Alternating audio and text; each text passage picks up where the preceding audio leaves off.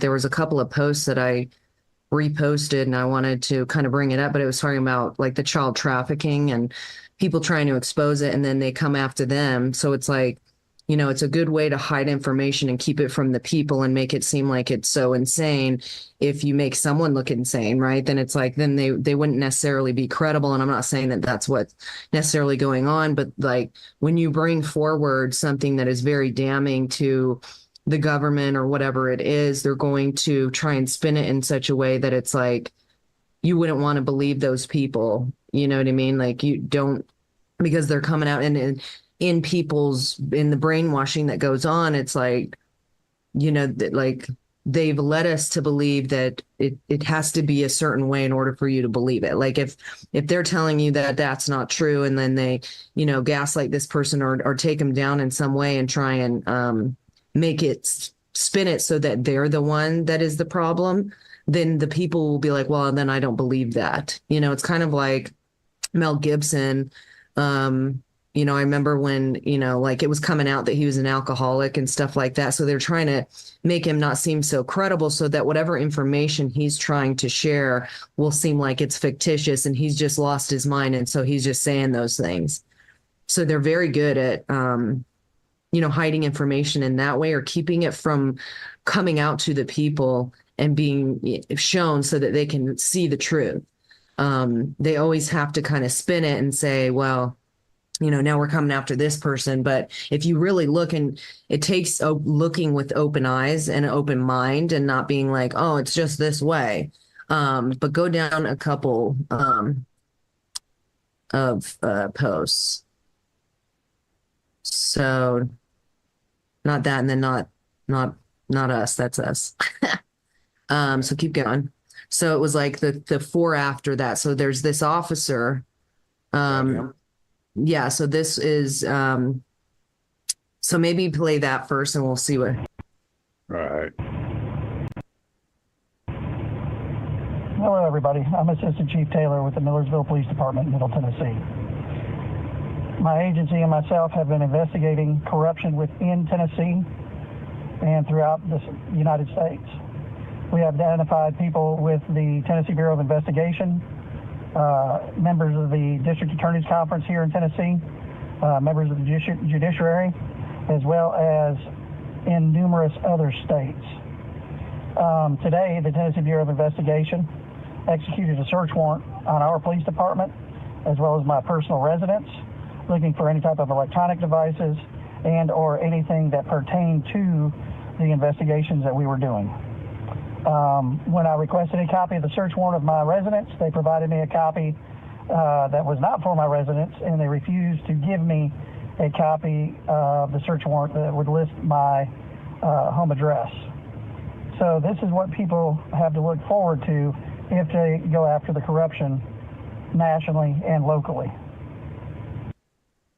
Indeed. Right. So they want to, so then if you go down,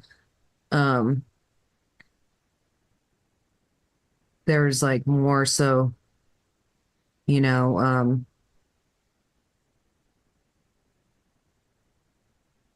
like more of it from what was happening. And so then like bad cops, like there's this. This one So here? even this guy, yeah, to play that. Yeah. Friends, I just did a live podcast with 16 million people exposing how Tennessee Bureau of Investigations just raided the chief of Millersville Police Department, raided his home and raided the police department, all in an apparent attempt to recover the evidence that he has of 14 years of investigations on organized crime around the Nashville area of multi-billion-dollar money laundering through real estate loan fraud and others. We also got one arrest and 70 warrants on evidence for that many predators in our recent sting operation, which Channel 5's Phil Williams went ballistic over, and he bragged about calling his contacts at Tennessee Bureau of Investigations to stop the warrants and stop the arrests. And sure enough, TBI went and raided the chief and raided the police department. So Why do they not want the predators arrested? Why do they want to stop the evidence of what the chief has uncovered in 14 years of investigations? Well, I'll tell you what. The locals there who have been victims of organized crime exposed to us that, Phil Williams is a cover-up man, that TBI does have a percentage of their bureau that's corrupted, and they are trying to cover up the organized crime very desperately around Nashville. Indeed. And so they'll do anything, right, to cover their butts and make sure that like the truth doesn't come out in whatever way, you know what I mean? Like, oh, well then, because you can get the people that'll be like, oh, well, see, they're being raided. That wouldn't happen if they didn't do something wrong. But you have to look at things through eyes of like, okay, if they don't want you to know something, they will do anything and everything to make it seem fictitious, that you're crazy, whatever it is. And that goes across the board for anything, right? So I can see why like they would want to have Chat GPT and all this AI stuff try and hide stuff, because you got to still perpetuate it. You can't have the people coming in and using that to get real information if it's like hot on the topic. It makes me wonder what the AI would say about like human trafficking and the child trafficking and the especially now. I bet you know, a couple of years ago, if you would have asked it that, it would have had a different answer than it now. I feel like now it won't more want to hide what's really going on with that, so that people can continue to say, oh, well, that's just a conspiracy theory. That doesn't really happen, because people would rather live in like obliviousness, like a cognitive dissonance, to, kind of make life easier. But it's like, it's interesting to see what kind of things get hidden and what doesn't, like, because, they wouldn't. And actually, what would, Chat GPT and AI say about, sexualization of children in school? Would it say that that's happening? Would it try to, kind of muddy the waters and act like that's just not really happening? Those books, like you could even ask it about specific books and like, have you read that book? And what does it say, about this? Or what is it promoting to children when it's talking about, oral sex and, masturbation and different things, and like hiding it and like, oh, and even just the pedophilia. Is that something that it would really be honest about? Or is it being trained to obfuscate and, make sure that people don't really understand what's going on, just so that, it's like you can make people seem like they're crazy. That's like the name of their game, is to, either make you look crazy, to take you down for some reason, find some stupid, minuscule, something to really. Let's find out. Let's ask it a Okay, question. all right. Let's do this. All right. Okay. So, right. So let's ask it a question. Yeah. What do you want to ask it? Oh, we have to type it. Oh, dang it. Okay. Ask it about what is okay, shoot. Is there child trafficking happening with unaccompanied minors?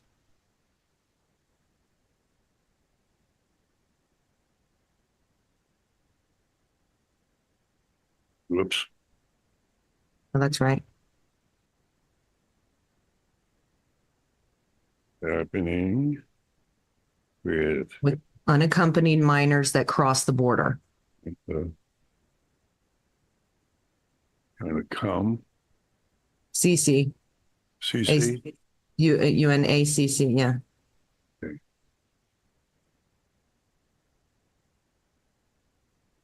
Whoops. Okay. You do spell check. No. How do you I spell can't bring it. Unaccompanied. Compan, A-N, Com- A-N-I. No. Go to the end. It says ping. Compan, P-A-N, P-A-N? P-A-N. No, That ain't right. no. Delete Oh. ping. Yeah, P-A instead of I, P-I. Come P-A-N-I-E-D.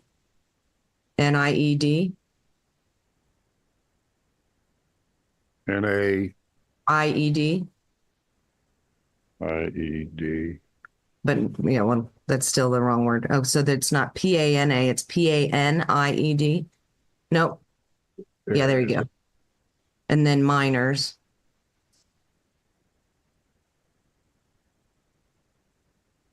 Okay. Crossing the border.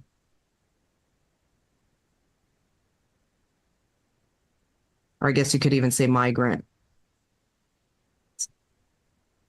Crossing the southern border, or it doesn't Yeah. make a difference, I think. Border, whoops. DER, yeah. All right. Oh, see? Ha. Yes, there have been concern about child trafficking involving unaccompanied minors crossing the borders. Many of these children are fleeing violence, poverty, and other dire situations in their home country. Traffickers may exploit their vulnerability, taking advantage of the chaos and lack of resources to target them. Efforts to combat this issue involve various organizations, government agencies working to ensure the safety of these children. But just see, that's where it'll get you saying that word like the government's working at government's the one doing it. Yeah, So right. for instance, the U.S. government has protocols in place to screen and place unaccompanied minors in safe environments. That is BS. However, given the complexity and scale of the problem, challenges persist. So see, it's also trained to be like, yeah, like the government has protocol. So ask about, so say, did the U.S. government lose? Is the government involved in U.S. and Yes. Is the government involved in child trafficking? Is the U.S. government involved? Yeah, but it'll say yes, it is, but to stop it, so we have to phrase this: is the government complicit In child trafficking? Yes.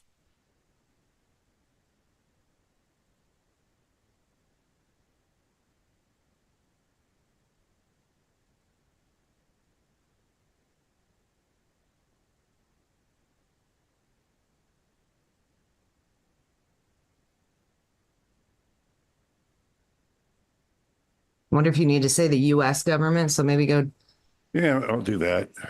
just so that it's like specific.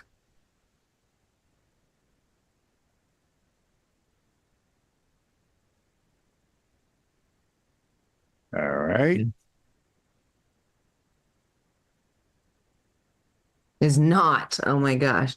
But there is criticism and concerns about how effectively it addresses and prevents trafficking, particularly regarding unaccompanied minors. Efforts to combat trafficking involve a range of federal and state agencies, including the Department of, DHS and HHS are the ones doing it. Yeah. Oh my gosh. Resource limitations, coordination issues, vulnerabilities. They're particularly vulnerable, and while the government has systems in place to protect them, gaps and inefficiencies can sometimes be exploited by traffickers. Say, how many unaccompanied minors have been lost?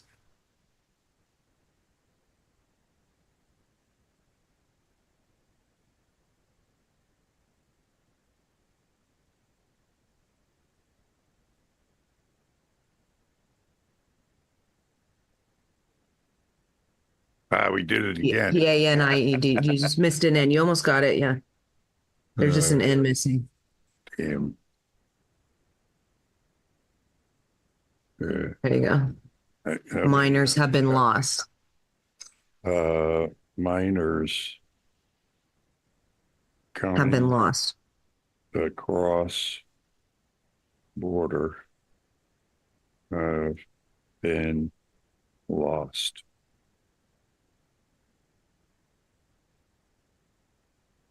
The exact number who have been missing after crossing the border is difficult to determine as it involves complex and often changing circumstances. However, there have been reports and concerns about the safety of some unaccompanied minors.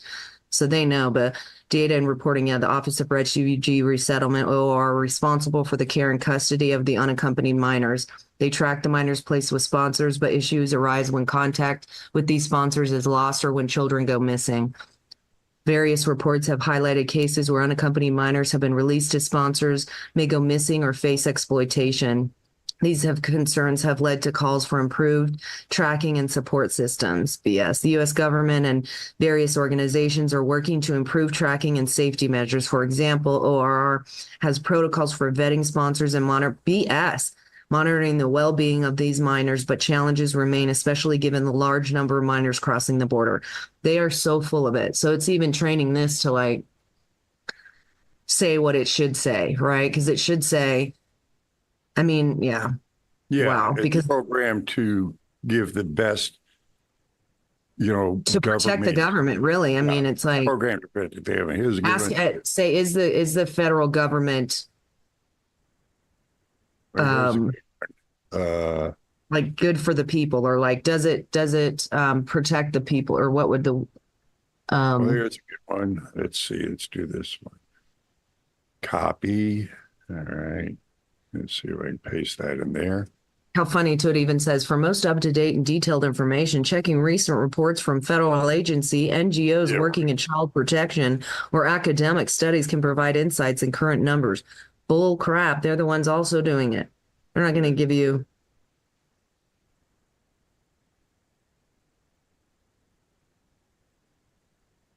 Multifaceted challenge. Okay. Right. Shoot. Well, that's a lot. So stopping human trafficking is a complex and multifaceted challenge that requires coordination efforts across various sectors.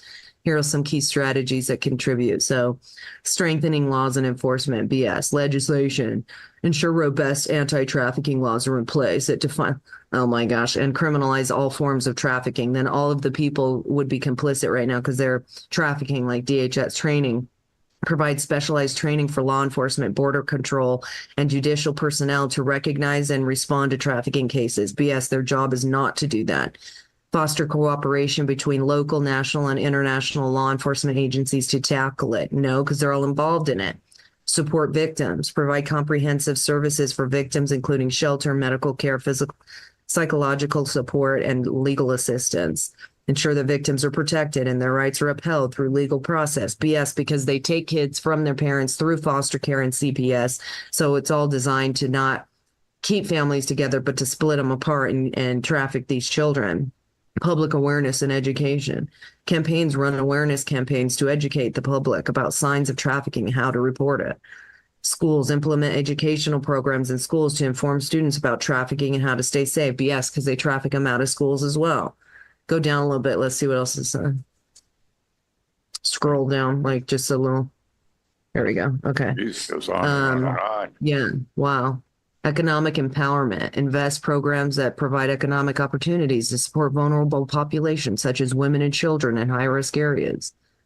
Support community development projects that reduce poverty and provide safer alternatives. Oh my gosh. Data sharing. Monitoring, partnerships and standards, advocacy, legal advocacy and support, research and data collection. Oh my gosh. I don't Should see be, there you go. all in here anywhere. No, because it wouldn't say that, right? Yeah. Combating human trafficking requires to stay. Oh my gosh, yeah. Okay, so should people trust their government? Yeah, that's a good one. It's going to be like, yes, you should.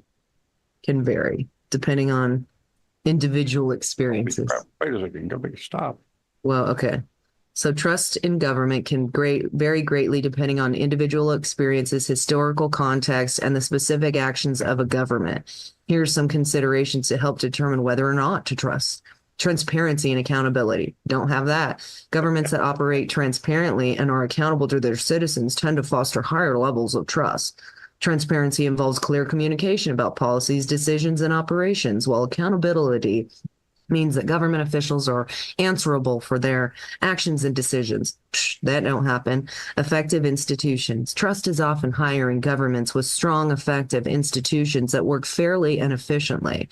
When institutions are perceived as reliable and capable, citizens are more likely perceived. It's like when they lie to you and tell you that, then they trust the government as a whole.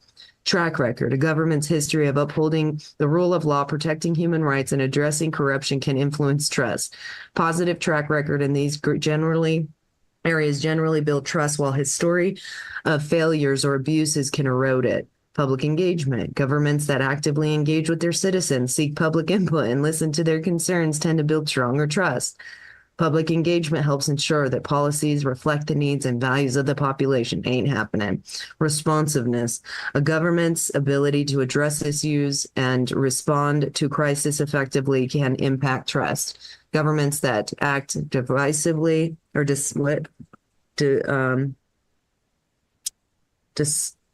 decisively and compassionately in times of need are often seen as more trustworthy. Corruption and scandals. Trust can be significantly impacted by instances of corruption, scandals, or unethical behavior by government officials. Ongoing efforts to combat corruption and maintain ethical standards are crucial for maintaining trust. Personal experience, media, and information. That's funny. Individual experience with government services such as healthcare, education, and social services can shape trust. Positive interactions tend to build trust, while negative experiences can diminish it. Media and information. The way information is presented in the media and how it influences public perception can also affect trust. Misinformation or biased reporting can skew public views. Oh my gosh. How can we trust what you say? There you go. Yeah. Oh, wait, not log in. Whoops. Oops. Go back. Right. Oops. You can, Oh, shoot. Stay logged out. No, stay logged out. Stay logged out. It's at the bottom. Yeah. It might have taken out. Oh, shoot. How can we trust you? Yes, you would. Why? If we have enough time, I don't know. Dig Dan's here, and Yeah. we got a minute. Take all the time you want. Just one last question.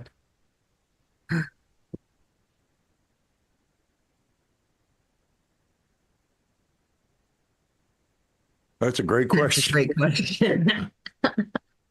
Trust is earned, so it's important to approach any information critically. Here's why you might consider trusting what I say. Broad knowledge base. I've been trained on a whole range of sources, so I can provide information on many topics. However, I don't have real-time access to new information beyond my latest update. So I encourage you to consult up-to-date sources for the latest news or developments. Transparency. I aim to be clear about the sources and limitation of my knowledge. If I'm unsure or if a topic is particularly complex or debated, I'll let you know. No personal bias. I don't have any personal opinions or biases. My responses are generated based on patterns and data rather than personal beliefs or experiences. Encouragement of verification. I encourage you to verify information from multiple sources. Critical thinking and cross-checking can help ensure that the information you receive is accurate and reliable. Ultimately, it's up to you to decide how much weight to give my responses and whether to seek additional perspectives. Oh my gosh. Last question.